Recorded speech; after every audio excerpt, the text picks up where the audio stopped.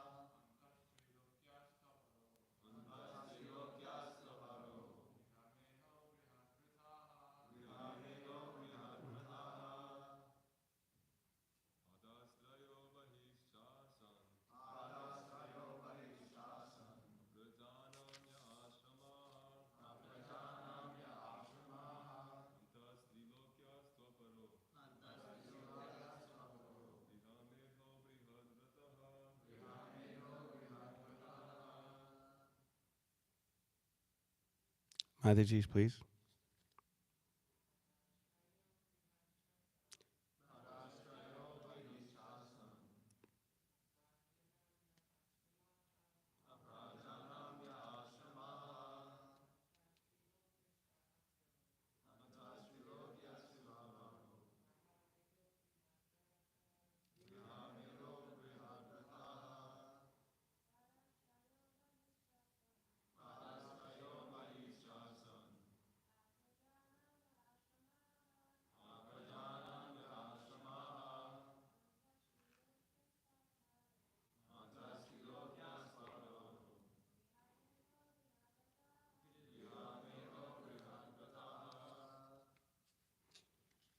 Anyone else?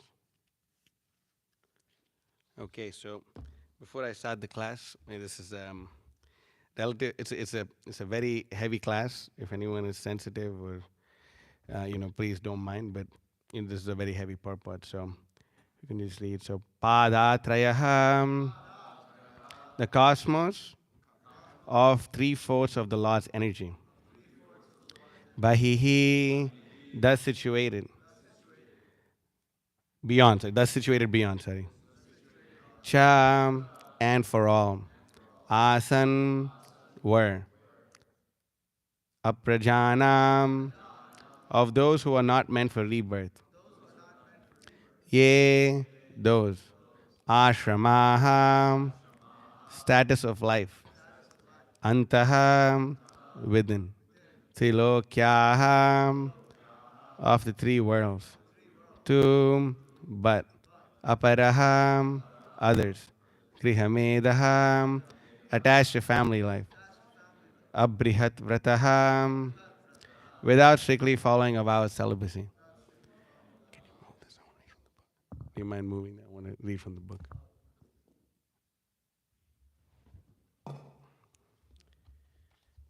Translation and purport by Divine Grace, A.C. Bhaktivedanta Swami, Shri Prabhupada Ki Jai.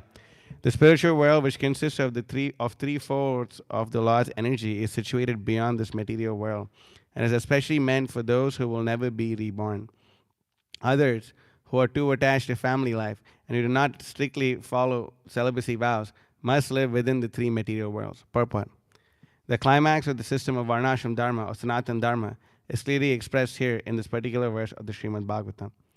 The highest benefit that can be awarded to a human being is to train him to be detached from sex life, particularly because it is only due to sex indulgence that the conditioned life of material existence continues birth after birth.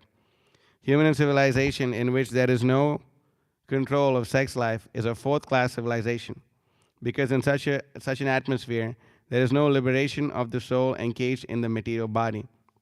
Birth, death, old age, and disease are related to the material body, and they have nothing to do with the spirit soul. But as long as the bodily attachment for sensual enjoyment is encouraged, the individual spirit soul is forced to continue the repetition of birth and death on account of the material body, which is compared to garments subjected to the law of deterioration. In order to award the highest benefit of human life, the Varnashram system trains the follower to adopt the vow of celibacy, beginning from the order of brahmachari. The brahmachari life is for students who are educated to follow strictly the vow of celibacy. Youngsters who have had no taste of sex life can easily follow the vow of celibacy. And once fixed in the principle of such a life, one can very easily continue to the highest perfectional stage, attaining the kingdom of the three-fourths energy of the Lord.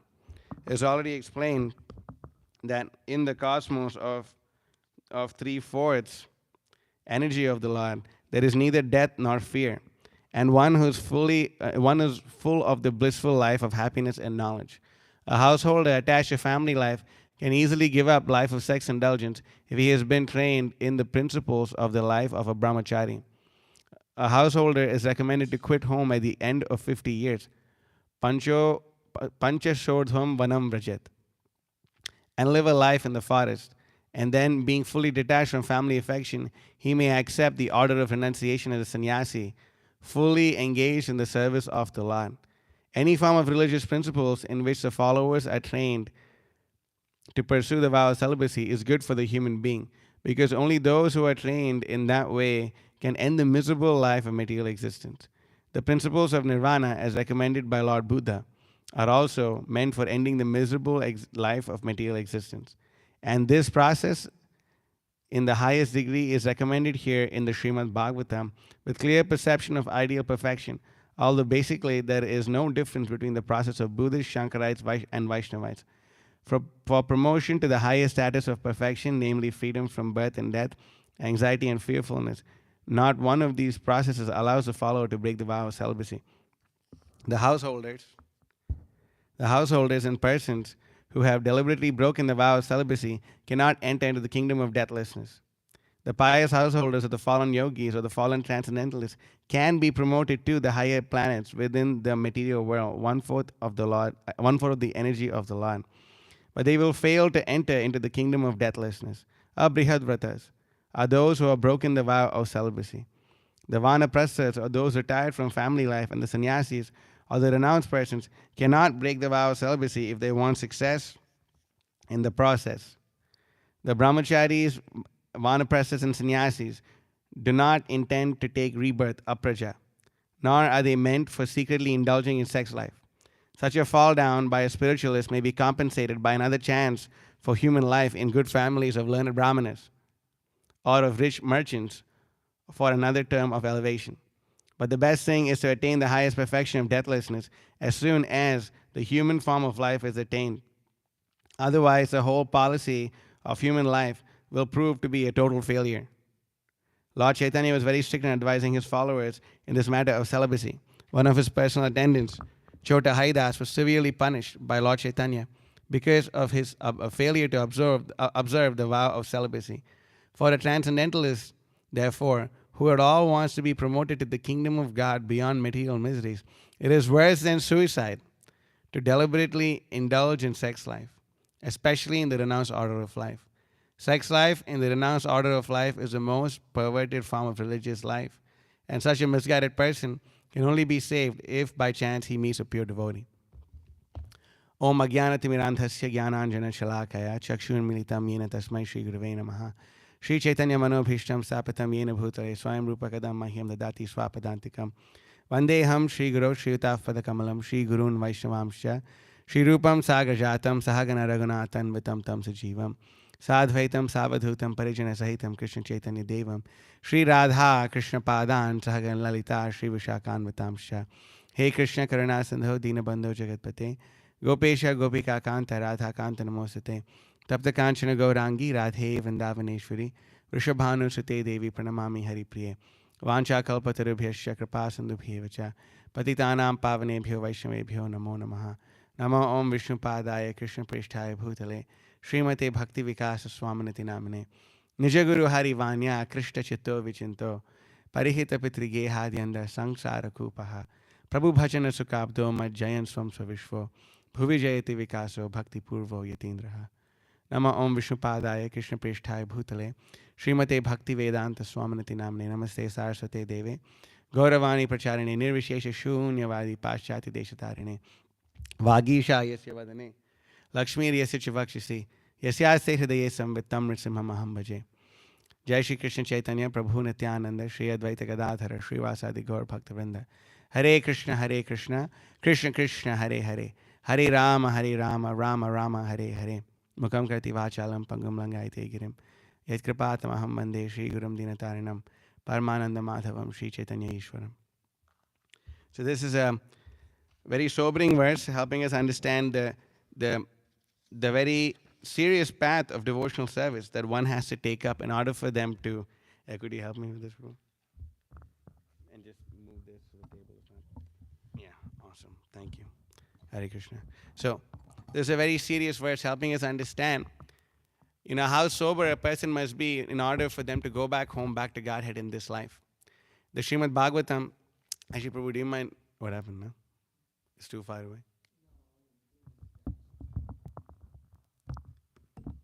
There's no perfect situation in this material world. So, do you mind just giving me my phone? I could just pull up some verses. Okay. The Srimad Bhagavatam, Canto 5, Chapter 5, Text number 5, or Text number 8, let's see, says, Pumsasriya mituni bhava metam taroraho hridaya granta mahuhu ato griha kshetra sutapta vittar janasya mohoyam aham mameti. It's visible to everyone, the television, or should I increase the font size? Mataji's in the back. Is it okay? Visible? Increase it? Okay. Sorry.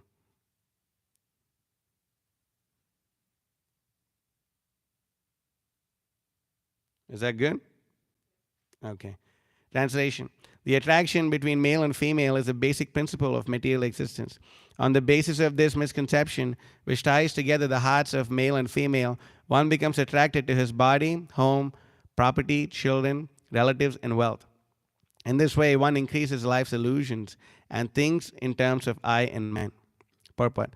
Sex serves as the natural attraction between man and women, and when they are married, the relationship becomes more involved. Due to the entangling relationship between man and woman, there is a sense of illusion where one thinks this man is my husband or this woman is my wife. This is called a hridaya granthi, the hard knot in the heart.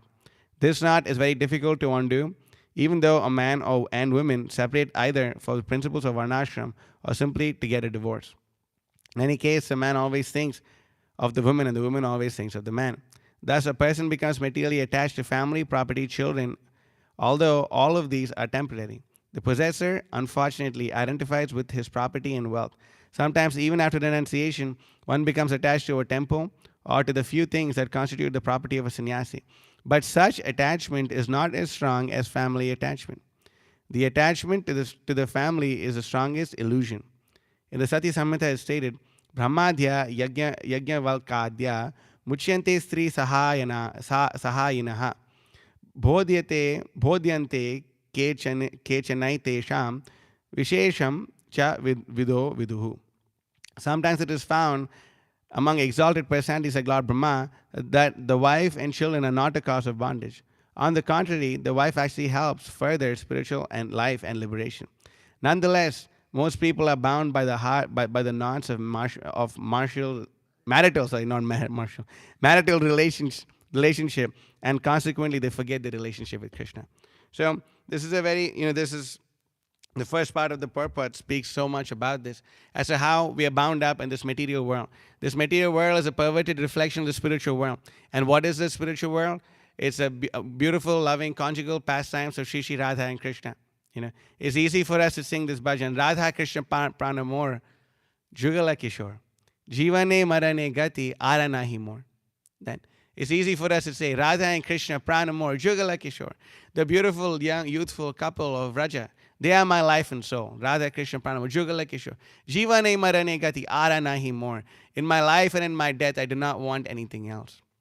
It's nice to sing this bhajan, and it's nice to have these sentiments. But if these sentiments are not backed by serious detachment from this material world, it's simply a farce. It's simply a show. And these are called show bottle lovers of Krishna. In other words, sahajas. So a person who is very serious about spiritual life must understand how rare it is to attain this human form of life. It is a very rare thing. The Srimad Bhagavatam, Canto 11, Chapter 9, Text number 29 says, Labdhva sadurlabham idam bahusam bhavante, manushya marthadam anityam apihadira, turnam yatetana patet anumrityu yavan, nishraya saya vishaya kalu sarvatasyat. I'm going to be pulling up the verses on the screen so devotees can also see that after many, many births and deaths, one achieves the rare human form of life, which, although temporary, offers one the opportunity to attain the highest perfection. Thus, a sober human being should quickly endeavor for the ultimate perfection of life, as long as his body, which is always subject to death, has not fallen down and died. After all, sense gratification is available even in the most abominable species of life, whereas Krishna consciousness is possible only for a human being. So we see in this material world that actually what binds us is this attraction between male and female. And the stronger the attachment gets, the more one loses the ultimate goal of life. That's why, the best advice is, where should we keep our eyes? Where should we keep our eyes? That's right. We should keep our eyes on the prize. And what is the prize? The prize is the lotus feet of Sri Krishna. That is the prize. That's the prize. Om Tad Vishnu Yat Paramam Padam Sada Pashyanti Surya Yoho. The learned Brahmanas, although they're in this material world, they're looking, although both their feet in the material world, that they're keeping their eyes on the prize, which is Vaikuntha. They're keeping their eyes on the prize. So similarly, we should always, no matter which situation we're in, we should always keep our eyes on the prize. And the prize are the lotus feet of Krishna. That should be the ultimate goal of our life. And we should do whatever it takes to attain it. Why? Because Krishna's lotus feet are something which are the most desirable. There's nothing more desirable than this. That's why Kulashekara Alvar prays, Shrivallabheti varadeti dayapareti bhakta priyeti bhavaluntana kovideti nateti naga shaineti jagannavaseti alapinam patidinam kurumam mukunda. It's a very beautiful verse. He says, O Mukunda, my Lord, please let me become a constant reciter of your names, addressing you as Sri Vallabha, who is very dear to Lakshmi. Varada, the bestower of benedictions. Dayapara, he who is causelessly merciful. Bhakta Priya, he who is very dear to his devotees. Bhavaluntana Kovida, he who is expert at plundering the status quo of repeated birth and death. Krishna is expert at plundering the status quo of repeated birth and death. Natha, the Supreme Lord. Jagannivasa, resort of the cosmos. And Nagashayana, the Lord who lies on the serpent bed. In the next verse he says, Jayata Jayata Devo Devaki Nandanoyam Jayata Jayata Krishna Vishnivamsha Pradipaha Jayata Jayata Megha Shamala Komalango Jayata Jayata Prithvi Bharanasho Mukundaha. All glories to the personality of Godhead known as the son of Srimati Devaki Devi. All glories to Lord Krishna, the brilliant light of the Vrishni dynasty. All glories to this personality of Godhead, the hue of whose soft body resembles the blackish color of a new rain cloud.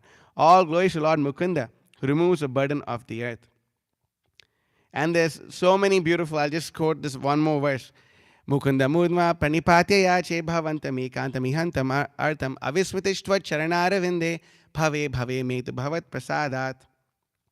O Lord Mukunda, I bow down my head to your lordship and respectfully ask you to fulfill this one desire of mine, that in each of my future births, I will, by your lordship's mercy, always remember and never forget your lotus feet.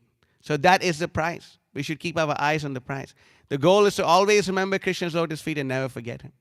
Therefore, a sober human being, right from the beginning, takes to this process of Krishna consciousness very seriously. Komara acharet pragyo, Prahlad Maharaj said. Komara acharet pragyo. That spiritual life, we don't need to wait for spiritual life. We must not think, oh, like sometimes you meet people on books and they may have got the Bhagavad Gita, especially Indians, we see them. They say, oh, no, I already have Bhagavad Gita. Have you read it? No, I'm too busy. Then you ask, then they have the child. Has he read it? No, he's too young. Has your father read it? No, he's too old. So when are you going to read the Bhagavad Gita? You're too busy, you're too young, or you're too old. Therefore, we should always spiritual life must be the number one priority of our life.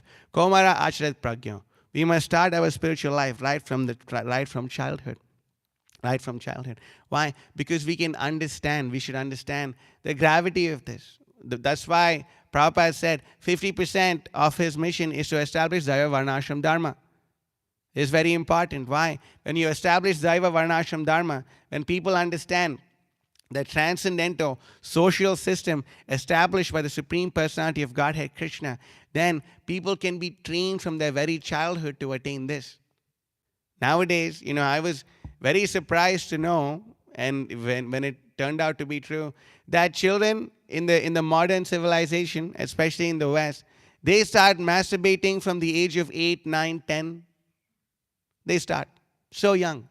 So if you're coming so close to sex life at an early age, what does that mean? Death is also coming very close. That's why in Kali Yuga, the lifespan of people is shortened. Why? Because of too much indulgence in sex life. An oversexed, overhyped civilization is ruining the very prospect of a person going back home, back to Godhead. The more one indulges in sex life, the more one becomes into the bodily conception of life. Why? Because sex life is the highest pleasure that a human body can obtain. Right? You can say that, when you get a massage, okay, you feel good, like, I guess when you eat something, you may feel good, and that's something. But sex life, that is the most binding force in this material world. Why? Because that is the greatest pleasure. And the perverted reflection of Radha Krishna's pastimes is the sex life. Therefore, a sober person understands this point very easily. And that's why, what is the name for a woman in Sanskrit? What's the word? Stri. What does that mean? Vistara, one who expands. One who expands. One who expands. Like, we can see, and I'll never forget this. I've probably spoken about this before. But my first time going to Ikea, that was a brahmachari experience for real. First time going to Ikea, I didn't even know that such a store existed. I was like, what is this Ikea anyway? I don't care. And we went to Ikea to get the brahmachari cabinets, right? We have cabinets in our ashrams. So we went to Ikea. I remember seeing, wow, okay, Ikea, okay, this, we just have to go and pick up some closets, and, we'll be in and out, But it took us so long. Why? Because there was a huge queue. So many people were there. So many big, strong men. What are they doing? They're carrying furniture into their pickup trucks. So many of them, simply carrying what? And then, who are they with? The man is carrying like this big, like furniture, like one cushion here and the other, whatever else this and this. So much stuff he's carrying. And then his wife is carrying like a small purse and walking behind him. I was thinking, oh, man. This is so, I'm like, oh, this is what you do on your weekend, huh? Amazing. He's carrying this whole thing. And I remember, like, I was wondering, like, would you, I remember, I felt I wanted to go and ask one of the guys, but like he was like way ahead of me or something like, are you actually going to sit on that couch? Like, how many hours in the day or in the week are you actually going to sit on that couch or on that bed or on that I think is a patio, right? What exactly is it? Outside, yeah. Outside. Oh, yeah. That's a patio section. Summertime patio. Where they all go, and the guys. I'm like, bro, how much time are you actually going to spend sitting on it? Come on, let's be real. But there's no reasoning. No, this is it. This is what the boss said. We have to get it, so I have to get it. That's all. And the guy was carrying all these things and doing. I was thinking that this is three. If it were up to guys, if we were to just be absolutely real, If it were up to guys, like how much furniture would we have? Like, and you see this, as you see, Mataji and Prabhu, Apurva Prabhu and his wife were in our were in my room yesterday, and they were like, oh, so they came and they were like, so where's your room? I said, Mataji, that's my room. Like, where's your stuff? I don't have stuff. I don't have any stuff, actually. Is it just your room? No, 3, sometimes 4 of us stay here. They're like, what? Where is all their stuff? We don't have stuff. We have 3 yoga mats hidden somewhere, and like there's like, and we have 6 sets of clothes, And, it's usually like that. It's usually like that. What's the need for a homie to go buy like $400 pair of Jordans? Like, what's the need? What's the need to flex, right? He wants to flex. He wants to show, like, yeah, I can buy Jordans, And, I have, like, an ordinary car will perfectly do. But, you have to, like, get, like, the big stuff to, like, show you're the man, But it's simply illusion. It's simply illusion. Why? Because sex life is so attractive. It's so attractive. And, like, it's amazing that even amongst the human race, a model in a particular race may not be so attractive for someone from another race. It's just there. I remember being in New York, and we were preaching to someone. We distributed books to them, and all 3 of them were like from a different demographic, from America, from India, and all this. I guess y'all can guess.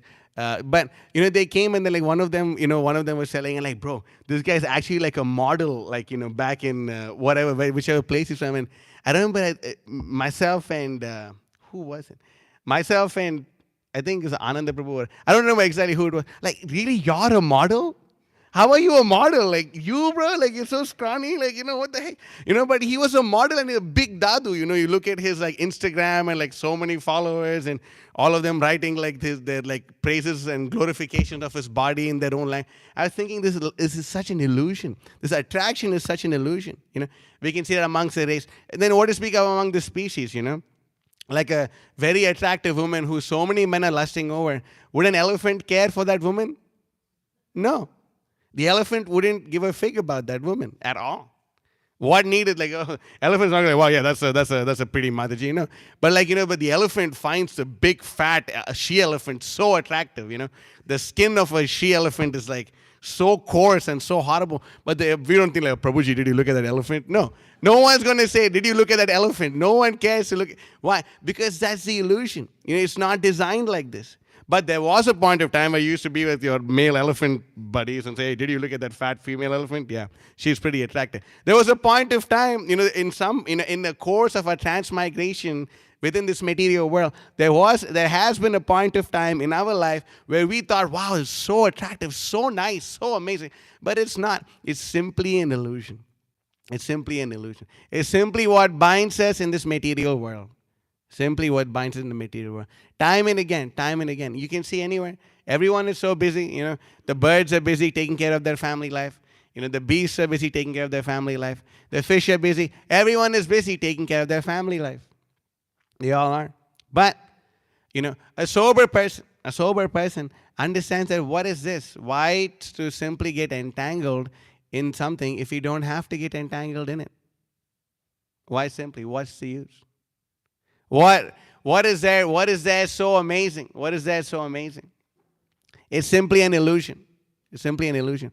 Because most people don't understand when they're on when people are on the bodily conception of life, then they may be attracted to someone's body. And they may think, wow, this body is so hot, this body is so nice. But then what is not perceivable to the mundane eyes is the mind of the person that you want to get entangled with. True. Yes or yes? Yes? Okay. You see this, that when you see, wow, so she's so beautiful, so amazing. Firstly, how long? How long is the beauty going to last? How long is the beauty going to last? Not so long. But what are we going to be stuck with for the rest of our life is the mind of that person. You're going to be stuck with the mind of that person. That time, then and then like the thrill of, the honeymoon phase and all that is going to go away. And then, it's going to be something else. It's a whole other story. Therefore, a person, right, in the Daiva Varnashram Dharma, in the Daiva Varnashram system, right from the beginning of their life, are taught to understand that this is simply tucha. Yanmai tanadi grihamedi sukham hi tucham. Do you know the verse number for this? Anyone? Kalkipo, you know the verse number for this? Okay, I'll just look it up to save time. 7th, yes. Yanmai tanadi. 7:9:45. Okay, I'm going to blow this up too. So, Yanmai tanadi grihamedi sukham hi tucham. Kandu yanena karayore vadukka dukkam. Tripyanti neha kripana bahudukka bhaja. Kandu tivam manasijam vishaheta dhiraha. Sex life is compared to the rubbing of two hands to relieve an itch. Grihamedis, so-called grihastas, who have no spiritual knowledge, think that this itching is the greatest platform of happiness, although actually it is a source of distress. The kripanas, the fools, who are just the opposite of brahmanas, are not satisfied by repeated sensuous enjoyment. Those who are dhira, however, who are sober and who tolerate this itching, are not subject to the sufferings of the fools and the rascals. Straightforward. It's pretty straightforward. It's simply compared to the rubbing, to the scratching of an itch. You tolerate the itch, you'll be fine. But you keep scratching the itch, then there will be blood. There will be blood. And we see this, that those who are too involved in sex life, they spend their days wasting their blood in the form of working hard like hogs and dogs, working hard like donkeys. The Bhagavatam says that people work so hard like donkeys and they're foaming at the mouth. They're working so hard, they're foaming at the mouth. They're working so hard, they're losing their blood. And then when they come home, in the day, they lose their blood in the form of working so hard like an animal. And the night, they lose their blood in the form of semen. So this process is going on. Therefore, a person who is not favorable to Krishna consciousness is actually known as a witch who drinks poison, who drinks blood, a witch who drinks blood. In the day, the witch drinks the blood by making the person work so hard. And in the night, the witch drinks the blood by taking his semen from his body. Therefore, the Bhagavatam warns us very strictly, very sober, like everything. Oh wow, Srimad Bhagavatam, Pibata Bhagavatam, Rasamalayam. Wow, it's the nectar. It's so amazing. We must all just drown in the nectar. And what is this nasty brahmachari talking all this nasty stuff? But this is also medicine. And if we are disturbed by this, that means we simply need to get purified. What is that verse? I can pull that up also. This is in the Nectar of Instruction. Syat Krishnam Charitadi Sitapya Vidya Pitopatapta Rasanasya Narochikanu Kintva Darad Anudinam Kalusaiva Justad Swadvi Kramad Bhavati Tadgata Mula Hantri. That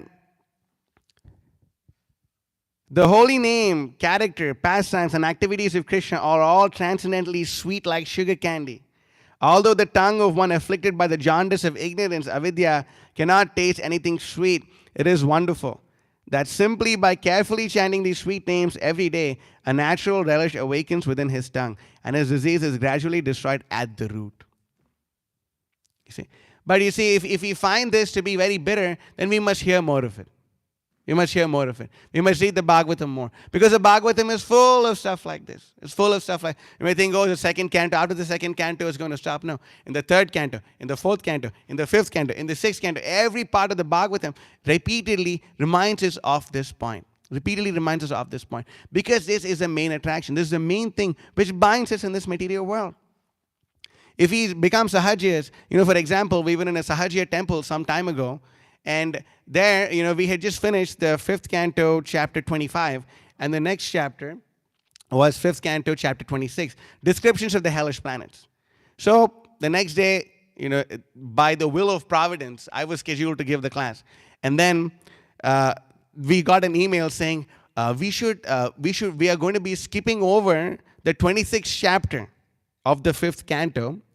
Yeah, we are going to be skipping over the 26th chapter of the 5th canto because, it may disturb too much the minds of the people. It may disturb the minds of the people. Therefore, let's just go on to the 6th canto and hear about the nectarian mellows and of the holy name. So I was telling that why just skip to the 6th canto? Why not just read Lalita Madhava or Vidagdha Madhava? Why don't we just jump straight into the nectarian pastimes of Krishna, nectarian mellows of Krishna's pastimes? Why not? Why? Because then this is what happens. And then in the name of devotional service, so much illicit sex goes on. Why? Because everyone is just, it's all about love, A man and woman see each other, embrace each other, Oh, you brahmacharis are too lusty, therefore you want to avoid this. But the truth is, you're too lusty that even when you embrace a woman, you don't realize you're being affected by lust. So, we should understand these points. We must learn to distance ourselves from all these things which bind us in this material world. Otherwise, we will simply suffer. We will simply suffer. This morning, there was a dog, stray dog in America. What's going on? Stray dog in America, outside, barking, came to Krishna's temple and he's barking. And then Nally was like, oh, that's a really nasty dog. I said, Prabhu, you haven't seen the street dogs in America, in India. If you see the street dogs in India, that dog will look like a king or a prince, I'm telling you. Seriously, the guy will have like so many like war scars by other dogs biting him and like suffering like a dog, I guess. Anyway, this dog was suffering, barking outside, and then, Nally goes and gives prasadam. I was thinking, man, like how many times have I been that dog? How many times? I was really thinking, and like some devotee was like, did you give it food? If you gave it food, that means it's going to come back again. And I told that guy, Prabhu, probably I was a dog like that in my previous life, and the Vaishnavas may have given me some prasadam. It's really, I was thinking like, I've been a dog so many times, dog, cat, vermin stool, so many times, so many millions, God knows how many lifetimes. Thinking like, how did I become like that? Because of too much addiction to sex life. Too much addiction to sex. Therefore, we end up like that. We end up just like that dog. But the Vaishnavas are so merciful that they give us prasadam. They give us this nectar. And by taking this, we become eligible to someday attain the mercy of the Supreme Personality of Godhead. But this point should be understood very well. I wanted to read something from the Brahmacharya Krishna Consciousness, if you don't mind. Just a few quotes from the Bhagavatam, just a little something. Okay. I'll just pull this up here. So it's Canto 1, Chapter 5, text number 24, purport. We see over here.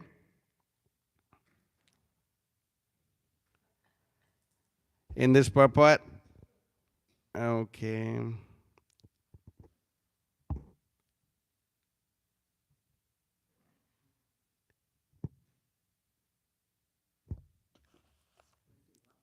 $24. Okay, in the Varnashram system beginning.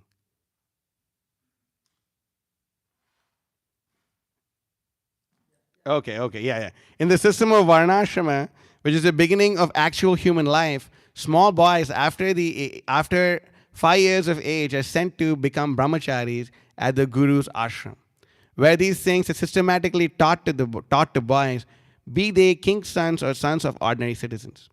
The training was compulsory not only to create good citizens of the state, but also to prepare the boy's future life for spiritual realization. The irresponsible life of sense enjoyment was unknown to the children of the followers of Varnashram system. The boy was even injected with spiritual acumen before being placed by the father in the womb of the mother. Both the mother and the father were responsible for the boy's success in being liberated from the bondage, from the material bondage. That is a process of successful family planning. It is to beget children for complete perfection. Without being self-controlled, without being disciplined, and without being fully obedient, that's amazing. No one can become successful in following the instructions of the spiritual master. And without doing so, no one is able to go back to Godhead. And this is one of them. There's so much more stuff like this in the Bhagavatam. So much more. I'll just read a few more verses. Just a few, I promise. We can see this. Okay, this is Canto 3, Chapter 31. This is the nectar. So please pay attention. So we see over here, Canto 3, Chapter 31. I'll just read the translation just to save time. If therefore a living entity associates, let's start here. Okay. For the sake of the body, which is a source of constant trouble to him, and which follows him because he is bound by the ties of ignorance and fruitive activities, he performs various actions which cause him to be subjected to repeated birth and death. If therefore the living entity again associates with the path of unrighteousness, influenced by sensually minded people engaged in the pursuit of sexual enjoyment and gratification of the palate, he again goes to hell as before. He becomes devoid of truthfulness, cleanliness, gravity, mercy, spiritual intelligence, shyness, austerity, fame, forgiveness, control of the mind, control of the senses, fortune, and all such opportunities. One should not associate with the coarse fool who is bereft of the knowledge of self-realization, who is no more than a dancing dog in the hands of a woman. I'm going to read the purport. The restriction of association with such foolish persons is especially meant for those who are in the line of advancement in Krishna consciousness. Advancement in Krishna consciousness it involves developing the qualities of truthfulness, cleanliness, mercy, gravity, intelligence, and spiritual knowledge, simplicity, material opulence, fame, forgiveness, and control of the mind and the senses. All these qualities are to be manifested with the progress of Krishna consciousness. But if one associates with a Shudra, a foolish person who's like a dancing dog in the hands of a woman, then he cannot make any progress. Lord Chaitanya has advised that any person who engaged in Krishna consciousness and who desires to pass beyond material nations must not associate himself with women or persons interested in material enjoyment. For a person seeking advancement in Krishna consciousness, such association is worse than suicide, or more dangerous than suicide. Such an important thing, important point to note, that we must be very careful of not just associating loosely with the opposite sex, but we should also be very careful of associating with those who are too addicted to living, to enjoying with the opposite sex. Why? Because their association rubs off. One devotee was here. He came here with his brother. He was telling me, my brother was doing so good here. He was doing so good. He was chanting at 16. Young boy. He was 15 years old. Chanting 16 rounds every day, reading, completely attentive in classes. He loved it. He absolutely loved it. And he said when he's with the devotees, he was really amazing. But then when he's with the karmis, he's like a perfect karmi also. Rubs off. Association rubs off. That's why young kids, they must be protected. That's why Prabhupada called these so-called schools and educational systems slaughterhouses. They're nothing but slaughterhouses. You understand? What are the schools? That's right. They're called slaughterhouses. You know why? Because they destroy a person's acumen and having any faith in God. And what is promoted? What is promoted in schools? More or less, sex life. Sex life is promoted. Have as much sex as possible. You're young. We will supply you condoms. Don't worry. We will supply you contraceptives. We will supply you all these things. Just enjoy your senses as much as possible. Just enjoy them. If you're bored of having sex with the opposite sex, have sex with the same sex as much as possible. And then if you don't know what to do, then just change your gender, mutilate your body, and then suffer even more. These things are going on. These things are going on in the educational system. And it's only going to get worse. It's Kali Yuga. It's only going to get worse. Therefore, there's an urgent necessity for a completely Krishna conscious revolution based on book distribution and farm projects. Prabhupada said farms, books and farms. These are the two ways by which we can conquer the whole world. By distributing Prabhupada's books, by doing a lot of Harinam Sankirtan, by distributing prasadam to every living entity, we can actually change the whole world. This is what, by performing this thing, by performing Harinam Sankirtan, book distribution, prasadam distribution, and by giving people prasadam, by giving them Daiva Varnashram farm communities, by doing this, this is the saving grace of the Lord upon Kali Yuga. By doing this, the historians, the future historians, will mark the Krishna consciousness movement to have saved humanity from its darkest hour. Every time we thought it couldn't get darker than this.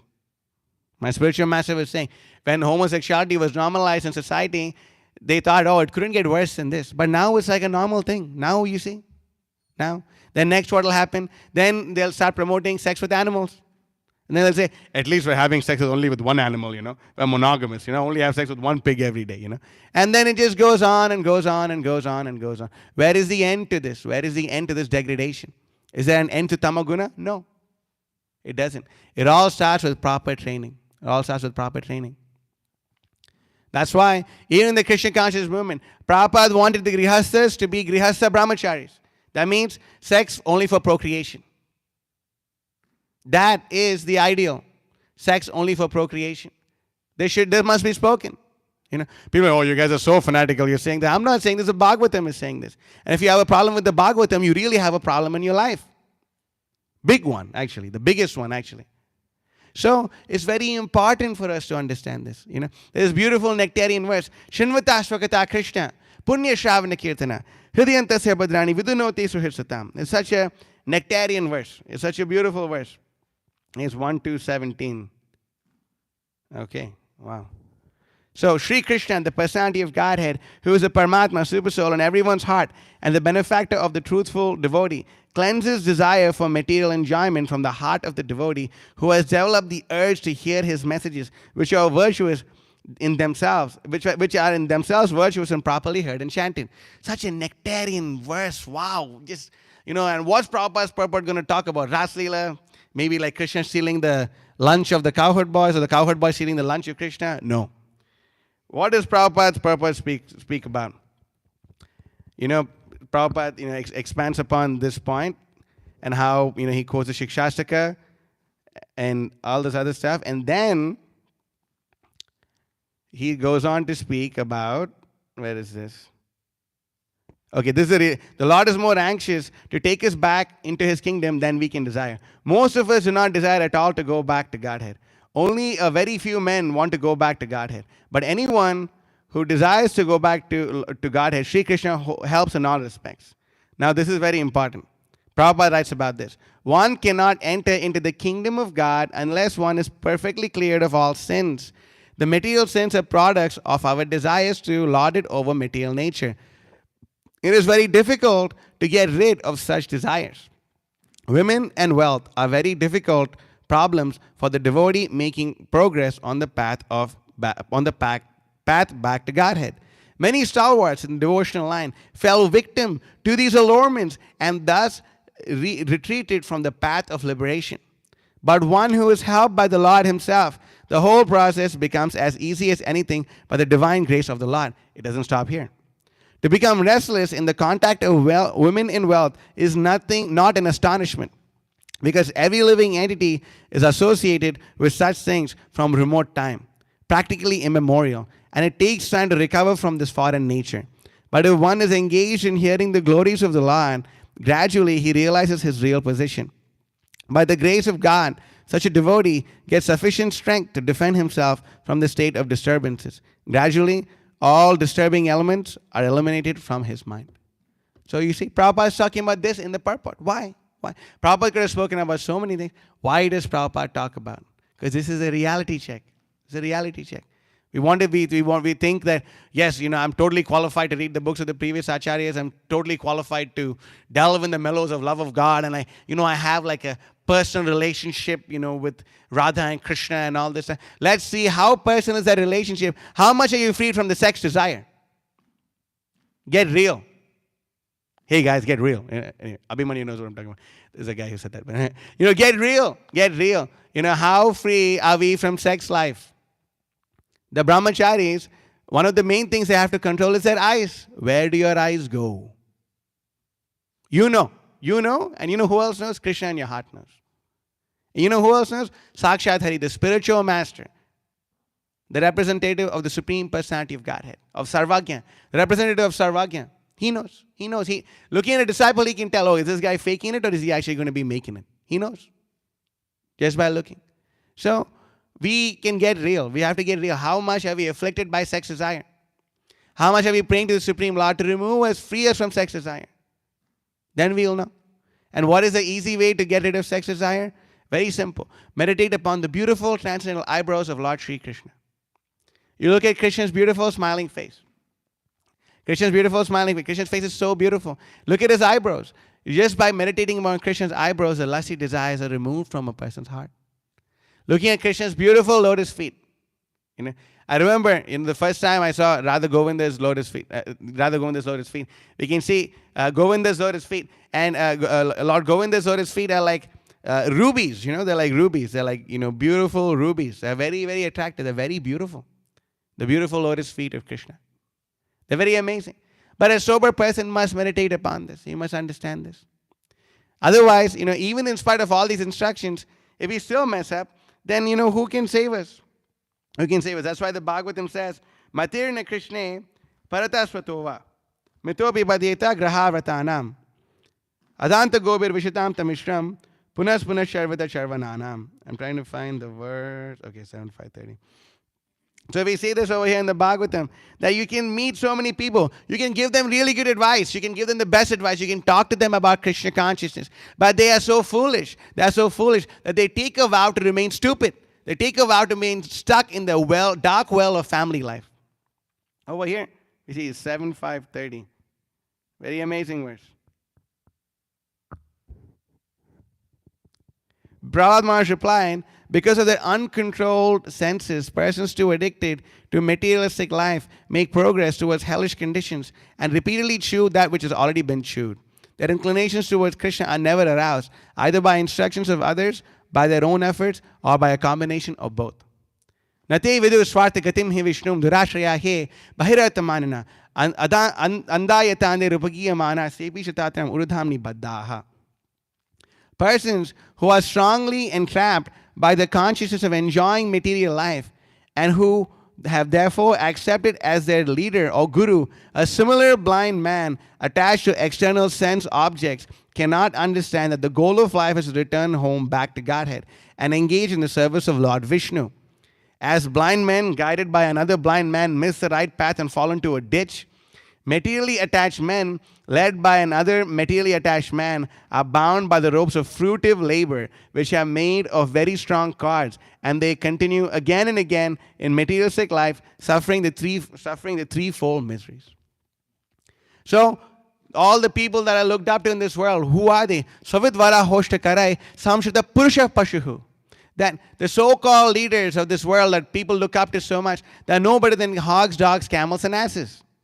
And all the hogs, dogs, camels, and asses come together and elect the biggest hog, dog, camel, and ass.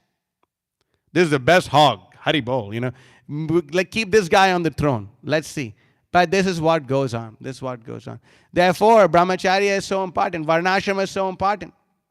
That even if a person was trained, if a person was trained in brahmacharya, in their spiritual life, and then they get married, it'll be easy for them to untangle themselves from the grihastha life because they know what it's like to be renounced.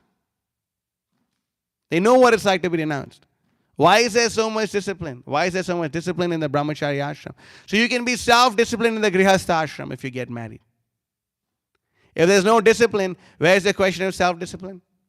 If you're not disciplined, if you're not taught what to do and what not to do, where is the question of that going on? What is the purpose of getting married? What is the purpose of getting married? Putrarte kriyate bharya. A person gets a wife to get children, to get sons, to liberate him from this material world. Right? And the Bhagavatam also says, Guru na sasyat, Vachano na sasyat. Anyone knows the verse number for this? I also know it's 5:5, but 5:5 what? 5:5:18. Oops. Really? Let me try again. This is an amazing verse. Oops. I'm screwing up.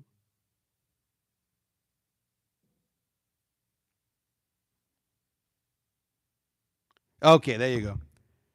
Gurur na sasyat, swajano na sasyat. Pita na sasyat, janani na sasyat. Daivam na tatsyan, napatishcha sasyan, namocha yadya samupeta mrityum.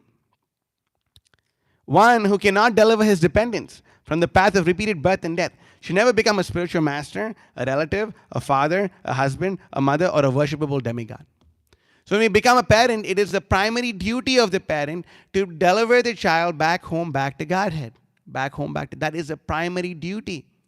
Otherwise, the Bhagavatam says that if a person gives birth to a child and the child does not become Krishna conscious, that child is no better than urine. Why? Because semen and urine come from the same place. If the child does not become Krishna conscious, then the child is no better than urine. That's what the Bhagavatam says. True. Sad, but not sad. It's not sad, but it's true. Maybe a hard pill to follow. Why? Because we're afflicted by the jaundice of avidya. We're afflicted. We're stuck in this material world. It's there. Here we are, But we must learn to follow the principles of Krishna consciousness, to be freed from this miserable cycle of birth, death, old age, and disease. That's why Krishna says in the Bhagavad Gita, Balam balavatam chaham kamaraga vivarjitam dharma viruddho bhuteshu kamosmi bharatarshaba. That sex life, which is not contrary to the principles of religion, is considered to be Krishna himself. Therefore, all of you are devotees. All of you are here. So, by all of you being here, all of you becoming devotees, the act of procreation that the parents have performed has become devotional service. It's become devotional service. We are very happy. Tom is here. He's by his act. Jite Girish Prabhu has become a devotee. He's performed such great devotional service. Therefore, everyone should somehow or the other, take to this Krishna consciousness movement. It is the most valuable thing. It is the most amazing thing in this whole world. And what about fallen people like us? What do we do? What do we do? Oh, we weren't trained as brahmacharis from our young age. A person joins on an average when we're distributing books. Average age person joins the brahmachari ashram is 21. What do? We didn't join anyone practice brahmacharya from the age of 5. Really? I'm shocked. Okay. But we see, it's true, it's there. What is our hope? Well, the hope is Naisha matistavad urukramangrim spristyadanartha pagamo yadartha mahi yasham raja padobhishekam nishkinchananam navrinita yavat. Okay, I got that. Right? Unless they smear upon the bodies, talking about us, unless they smear upon their bodies the dust of the lotus feet of a Vaishnava, completely freed from material contaminations, persons very much inclined towards materialistic life cannot be attached to the lotus feet of the Lord, who is glorified for his uncommon activities. Only by becoming Krishna conscious and taking shelter at the lotus feet of the Lord in this way, one can be freed from material contamination. So Prabhupada answered purpose. Even if a sannyasi, after practicing Krishna consciousness, he falls down, his only hope is to come and close to the lotus feet of a pure devotee. That's why pranamami sada Prabhupada padam. That's why we always pray to stay at the lotus feet of Srila Prabhupada and his pure representatives. Is there? Prabhupada has given us everything. We have no good fortune. Prabhupada created our good fortune. He created our Punya Shravana Kirtana by Prabhupada coming and chanting Hare Krishna, Krishna Krishna, Hare Hare, Hare Rama, Rama Rama, Hare Hare. He has created our good fortune. By Prabhupada coming and bringing the whole sets of Bhagavatam, Prabhupada came alone, a lone warrior on the ship. Came with the sword of knowledge in his hand and found the stream of Bhagavatam. And the holy name as his conch shell to blast out the inauspiciousness of this material world. So it is our duty to serve the mission of Srila Prabhupada. It is our duty. It is upon us. It's in our hands now. We have to always act in such a way that the parampara is alive and well. And the responsibility is on each and every one of us. Otherwise, sakale neha mahata yoga nasha parantapaha. You must not think, I'm not a guru, therefore it's not my responsibility. No, it's a responsibility of each and every one of us to preserve what has been given to us, to expand what's been given to us. It is our duty. We must never forget our duty. We must never let the sacrifices of our predecessors go in vain. The prasadam, look at the plate of prasadam that we're eating. Do we know how much austerities and struggles our predecessors underwent in order for us to eat that plate of prasadam? My spiritual master was telling, when the Prabhupada disciples were in India, they went to India, and then it was so austere. Why? Firstly, there were no good facilities, so it was really, the air, the weather, the temperature was so austere. And at least, he was telling this, Brigupati Prabhu and him were there, and I kind of sneaked my way in. But, there, they were talking, and, they were saying, that it was so austere in India, they would even, the prasadam did not taste good. Even it didn't taste good. And when you eat it, it didn't even give you the nourishment. And then there was so much disturbance from outside, but they all stuck it out. And in spite of all these austerities, my spiritual master said, the two best things that happened in my life, one is to come close to the lotus feet of Srila Prabhupada. Two is to have spent most of my life in India. Why? Tapyante lokatapena. Because they perform these austerities for the sake of the benefit of the whole world.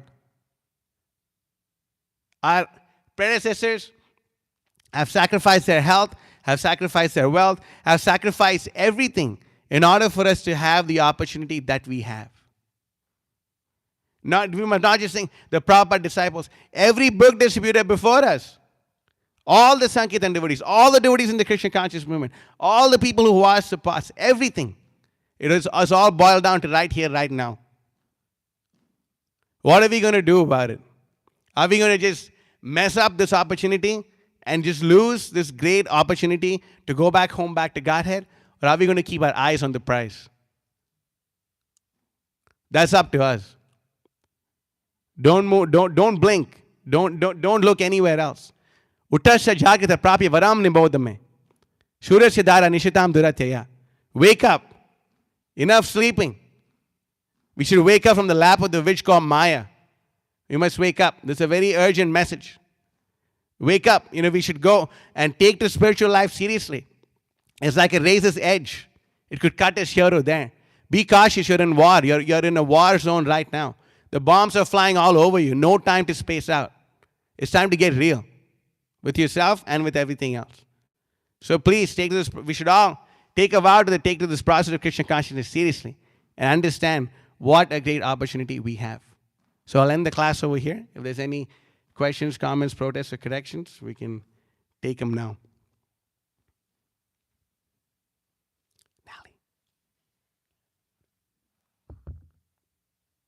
Anything?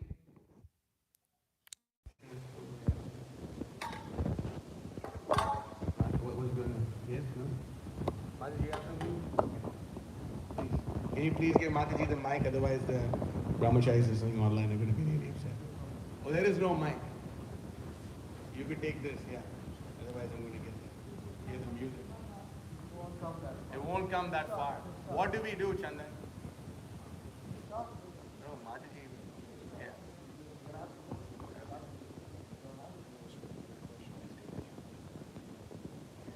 Yes, ma'am. Okay, Mataji, please, I'll repeat your comment or question.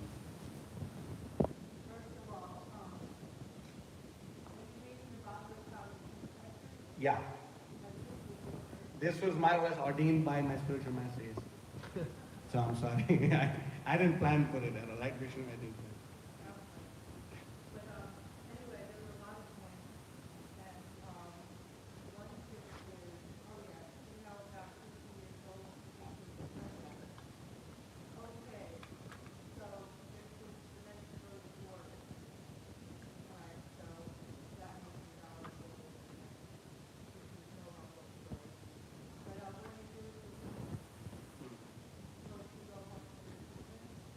So,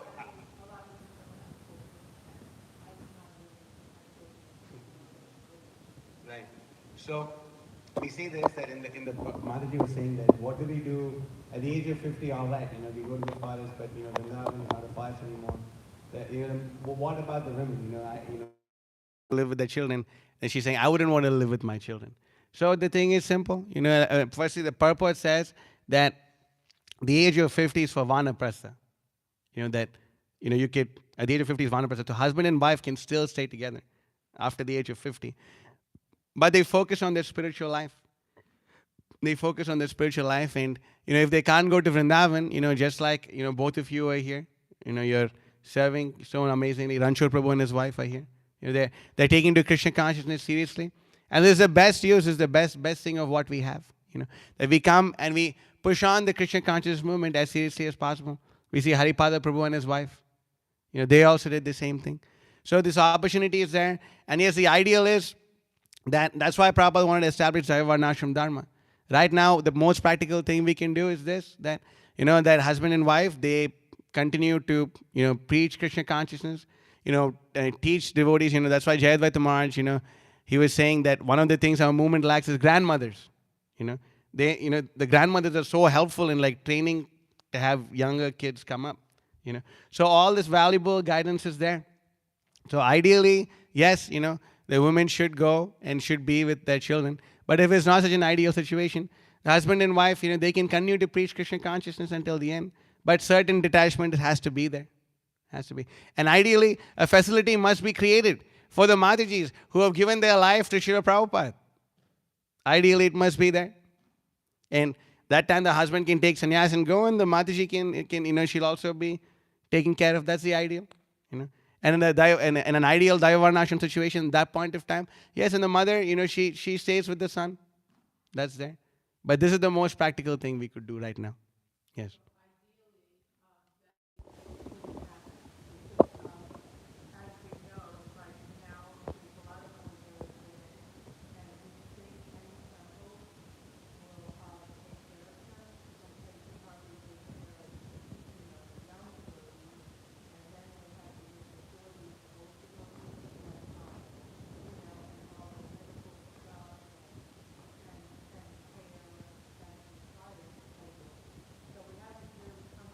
Yeah.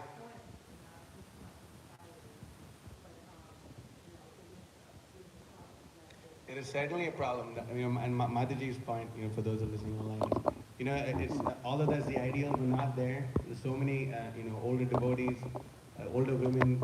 The temples nowadays can't even take care of the younger people, to speak of the older people. So the point is, it's unfortunate. Back, we've fallen back. We've drifted from the mission. By not taking Srila Prabhupada's instruction of establishing Daya Varnashrama communities, we have performed a certain amount of Guru Ravagya, which has actually made us come back instead of go forward. Come back instead of go forward. Therefore, the ideal is there. At least now we can learn from our mistakes. At least moving on from now, we can work in such a way that all these facilities are created.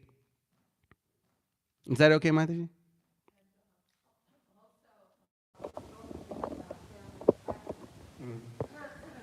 Don't we have a microphone? No.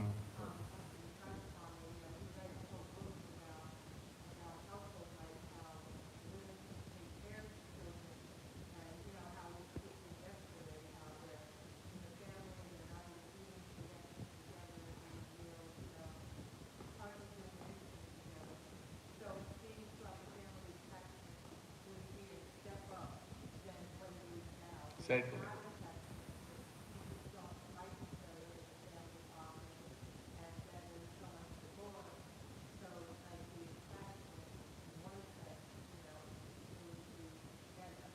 It's certainly better to live a dharmic life than a dharmic life, for sure. No, I'm not saying that. Did I say that? I said that. I said very clearly. I said that that if you're not disciplined in the brahmachari, what's the purpose of brahmachari life? Is to be a disciplined grihastha. I made that point twice, very clearly.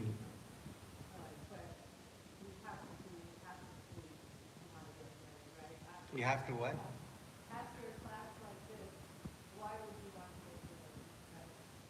I mean, believe it or not, so many people have read the Bhagavatam and they all got married. Not all, but some people. Most of them got married. And a similar comment was made in a lecture my Guru Maharaj was giving. And there, he was saying that, that yes, if he preached like this, and if he preached heavily like this, still there will not be a dearth of people getting married. Still there will not be a dearth. So yeah, this message has to be spoken. What's the problem? What's the difficulty? The Bhagavatam verse is saying this, so we spoke about this. Nothing? Okay. All right. So, okay, we're speaking this thing. Does this mean that devotees are not going to get married? Maybe they will, maybe they won't. And if they will, there's no such loss because they're being trained properly in the principles of Krishna consciousness. Anything else? Thank you.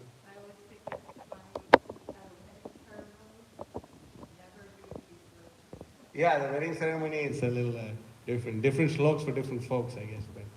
But anything from the men? Yes, Kalki Prabhu. Apurva Prabhu. Yes. I just wanted to mention that we're talking about causeless mercy.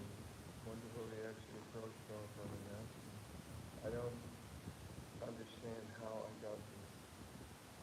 And I also had this practical experience that it was by Prabhupada's causeless mercy that just when I first saw Srila Prabhupada, I felt such a relief of all my sinful anarthas, and I was, many devotees around me also, we saw him coming off the plane, and tears flowing from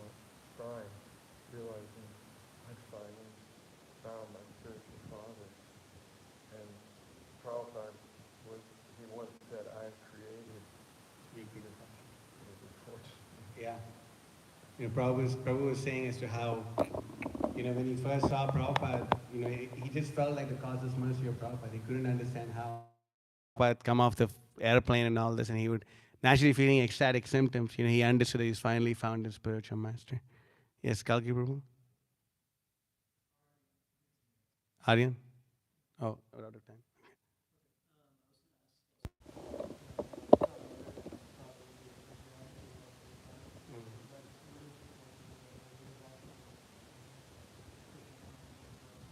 Yes, Krishna conscious love is that is based on duty. It's natural for the mother and father to love their child. It's demoniac if they don't, you know. But they see that okay, Krishna has given this child, and it's my duty to give him or her the highest opportunity to take to Krishna consciousness. That's the right way of looking at it. And more can be said, but that's the gist of it. Okay, so I would have to stop here because it's 9 o'clock and it's Maha Saturday, boys. So we got to do huge out there. Okay, so Shri Prabhupada